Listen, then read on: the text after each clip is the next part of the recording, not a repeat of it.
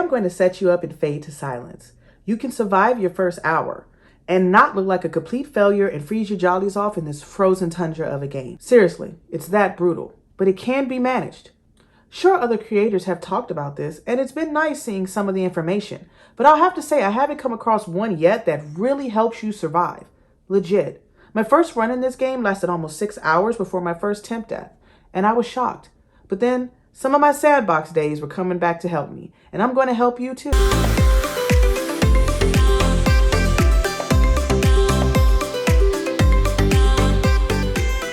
Hi peeps, I'm the gaming author Priest Letty, a streamer on Twitch at twitch.tv, The Real Letitia, best-selling author, all-around anime nerd, and consummate gamer.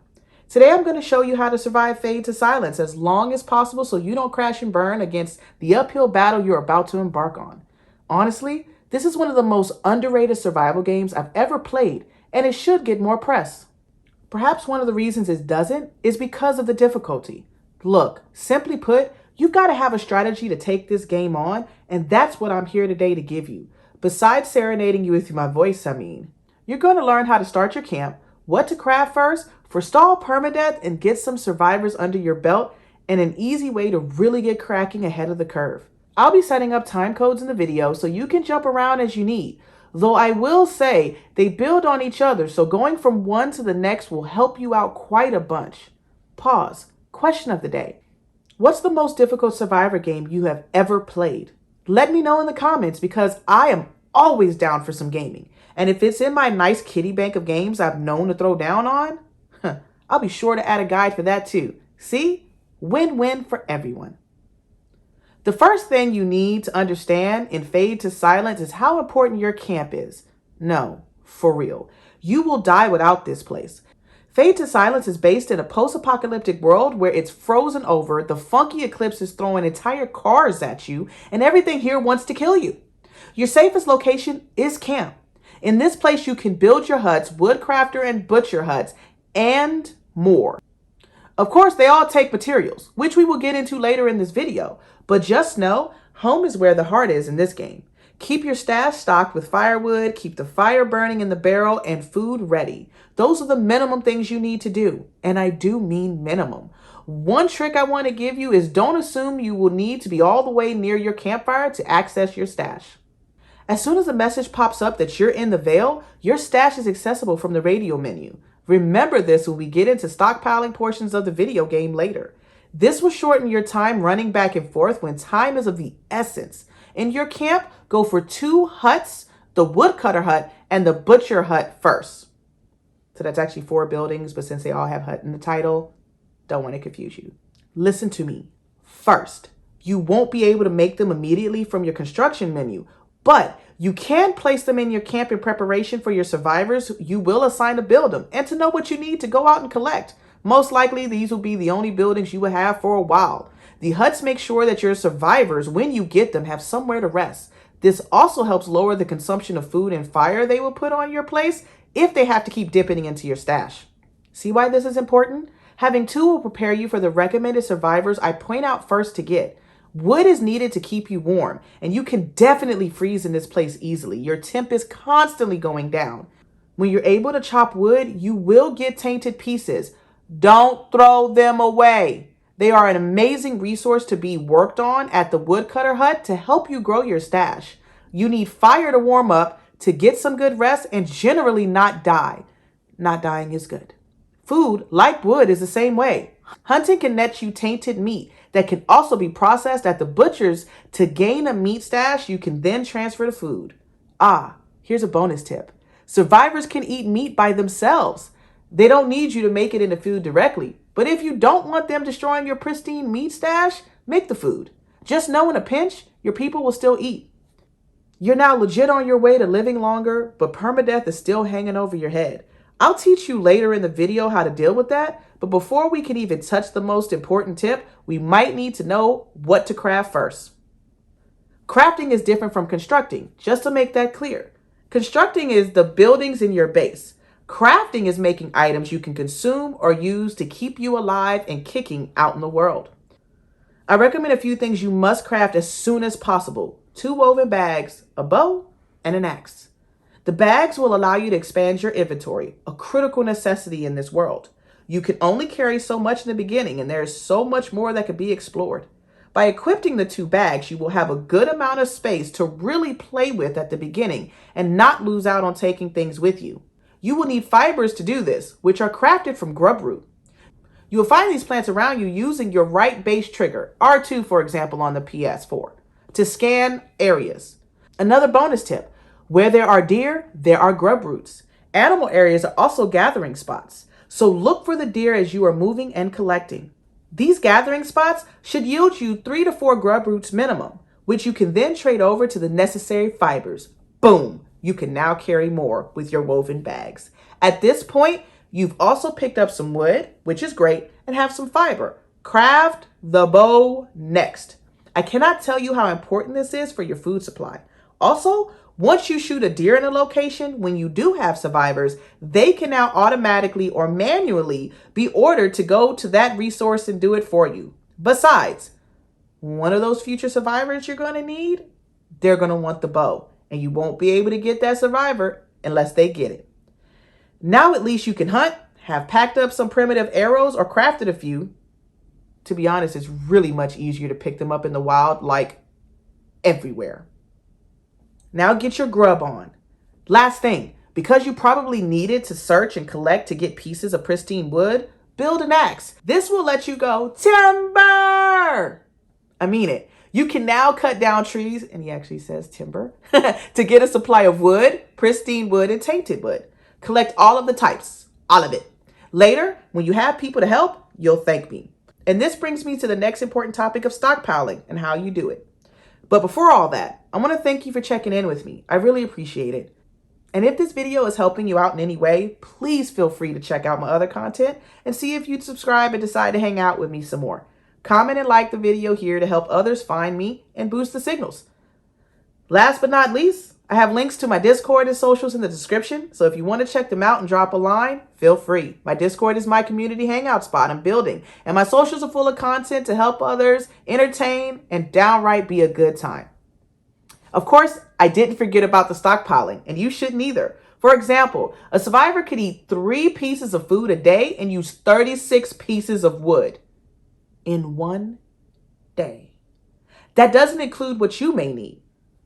So start as quickly as you can building things up and having a good selection of items within your stash to prepare for your survivors and living out your life the best you can. Living my life like it's golden. Living my life like it's golden. Oh, sorry. The game has depleting resources and more that force you to explore around, but your initial stockpile locations are rather close to the camp to help you get started. Trust me, this map is massive, and you really don't want to be caught with your figurative pants down. Wood, food, grub root, essences, salvage, and bright bane are important. These items can help you keep warm, eat, heal, and craft more durable items and even some gear. You won't make the best stuff in the world until you have other huts built in your camp, but these initial choices will up the chances of you living, and living is good. Systematically build what you can on each run out of the camp and come back and warm up. Eat and rest as you can and repeat. Doing this until you have depleted at least 2 to 3 of each resource in each area and cleanse some sweeps will help you be more than prepared to face down the harder areas as you expand to look around. Others may tell you to go for the survivors first, but they can die. The survivors, I mean, not the people who told you. And reviving those survivors, let's just say you don't want to do that more than you have to, which I hope is never. And just trust me on this one, sandbox the shit out of the game first, and then expand to your survivors. It won't take long.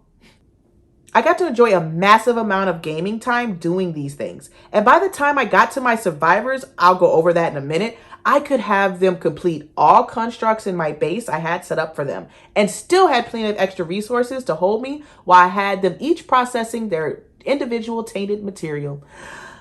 I was a boss. I was a fade to silence machine until I wasn't. Because yeah, you need freaking survivors. You can't do this world alone, and you can't even construct anything without them. Bummer, but true. Sorry, loners. You can't play that here. Just know you have plenty of time in the wild alone if you don't want to bring them along on your expeditions. You don't have to hear their voices. Unless you hear other voices. Anyway, your survivors are Vic and Jen. Vic is your hunter. Remember that bow that I told you? She's going to need it. And getting her is pretty brutal.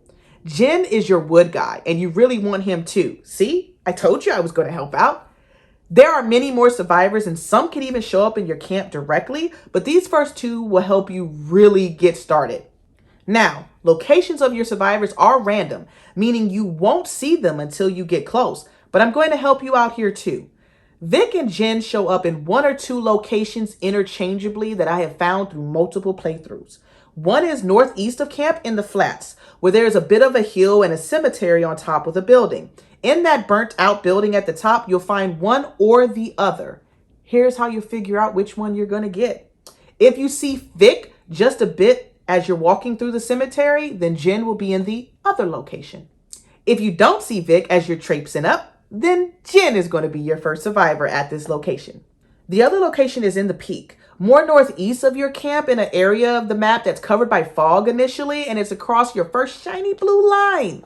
There is a fork in the road out there in an area that kind of looks like a rectangle there. You're getting close when you get there. You'll know it because there's an exclamation point that'll show up that there's an event that's there. Plus, I'll also show you. There's also a burnt down looking warehouse building, and you won't be able to miss this marker either. Jen will be setting bodies on fire. That sounds really weird now that I say it out loud. But anyway, he's doing it to stop them from getting corrupted. You will have to talk to him and be prepared to fight 3 Rippers before you can even ask him to join. Vic, similarly, will be pretty damn rude on top of needing a bow as well as fighting 2 to 3 Rippers in the warehouse. Give her the bow that you probably have already, as I've told you, because I told you earlier to get it, and you'll probably have enough to go ahead and craft you a second one immediately. Once you've got the 2 of them, you run your ass back to camp and get them started on constructing the huts first, and then their respective buildings that are according to their talents. Remember, Vic is hunting, butcher cut. Jen is good at wood cutting. Get him on the woodcutter's hut. You now have officially made it more likely you will survive this place, provided you aren't running into every monster and fighting and facing permadeath. I hope you aren't, but if you are, I've got you in the next section. Let me begin by saying the game itself wants you to avoid fighting as much as possible. Healing is pretty hard, and losing health in this unforgiving world is harsh. Even making poultices and tonics will only get you so much, and your health doesn't really come back. Really. This game is designed to give you challenges for management of everything, including your health. Yes, you can use stealth in this game, but sometimes that doesn't even help you. And honestly, in a place where time is of the essence, moving around so slowly like that will have you freezing to death before you can even do a thing. It's more useful to use stealth when hunting or when you see an enemy before they see you. Permadeath is just that. This game only gives you so many flames of hope, or practice deaths I like to call them. Once those are up, 2 when you first start the game, by the way, you'll die permanently and have to start all over. You heard me. I'm talking like you just popped in the game. It's nice and shiny. You have to go get your survivors again and stockpile. Flashbacks again.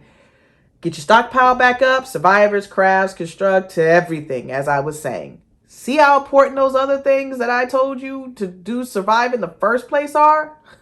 In short, fight when you have to and focus on management and exploring otherwise until you really get some stuff under your belt that you're going to be at a disadvantage. I've heard it recommended to die multiple times early to get bonus and boons you're given before you go back into the game. Don't. What you've done in the game over the period of time helps. It lets you learn locations, see where you're going, really be able to do a lot. And just dying a bunch of times to accumulate the boons and bonuses that really won't do much until you know where you're going is, well, counterproductive. It just won't do it for you the way that you think. Though I will recommend your first boon that you use is upping the number of flames of hopes. But Letty, you said you show us how to get around permadeath. That I did. And here it is. Upload your save data to the cloud, manually push it when you're on a console that has that capability. This way you can elongate your gameplay, you can stop the game the second you died right at the last time, and go back to your previous save. This allows you to make a nice choice. It's a cheat, but a good one. Of course, with all of my other tips, you shouldn't need to use this one, but for those who have ever played hours of a game and then realized you didn't have a memory card and losing your gameplay is worse pain ever than stubbing your little toe on the... Sorry.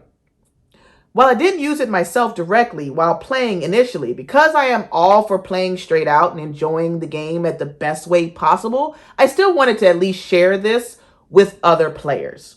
It can save lives. Maybe even literally. This is how you stay alive as long as you can and fade to silence and enjoy the massively beautiful, if carnage-filled world in-game. Getting through your first hour is paramount, and once you've gotten there, it's only uphill. Let me know if you have any questions, and if anyone you know is losing their mind over this game, send them to Who Helped You, Letty, the gaming author priest. Like, subscribe, and share. See you next week.